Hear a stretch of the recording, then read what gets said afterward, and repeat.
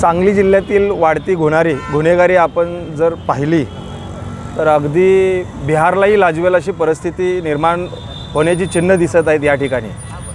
आपण महाराष्ट्रामध्ये बीडला ज्या प्रकारे बीडकडे बघतो त्या प्रकारे आता सांगलीकडे बघण्याची वेळ आलेली आहे। कारण दररोज मर्डर होत आहेत, खून होत आहेत, दरोडे होत आहेत, चोऱ्या होत आहेत, महिलांची छेडछाड होते, चेन स्नॅकिंग होते, पण याच्यावरती प्रशासनाचा किंवा पोलिसांचा कंट्रोलच नाही आहे। तर ह्याला कारण काय?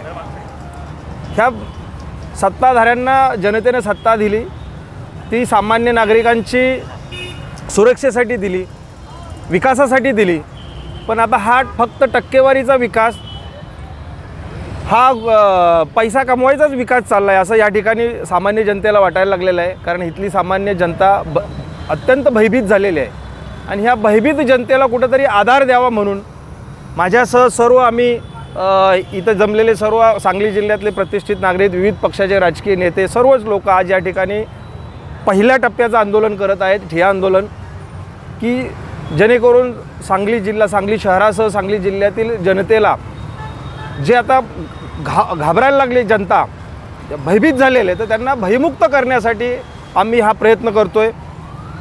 या माध्यमातून मी जनतेलाही विनंती करतोय की तुम्ही आमच्याबरोबर सोबत या, सर्वांनी मिळून या प्रशासनाच्या विरोधात, या पोलिसांच्या विरोधात एक मोहीम आपण राबवतोय। आजच्या आंदोलनामध्ये आम्ही सर्व नागरिकांना, प्रशासनाला विनंती करतोय की सर्व नागरिकांना शस्त्र परवाना द्या। कारण जर तुम्ही आमची सुरक्षा करू शकत नसाल, जर तुम्ही आमच्यावर होणारे अत्याचार, अन्याय याला पायबंद घालू शकत नसाल तर आमची सुरक्षा कोण करणार? तर आमची सुरक्षा करायला आम्ही समर्थ आहोत, फक्त आम्हाला शस्त्र परवाना द्या। यासाठी आजचं आमचं एक ठिय्या आंदोलन आहे। या माध्यमातून प्रशासनाला अजूनही आम्ही विनंती करतोय की याची दखल घेऊन जनतेचा उद्रेक होण्याची वाट पाहू नका।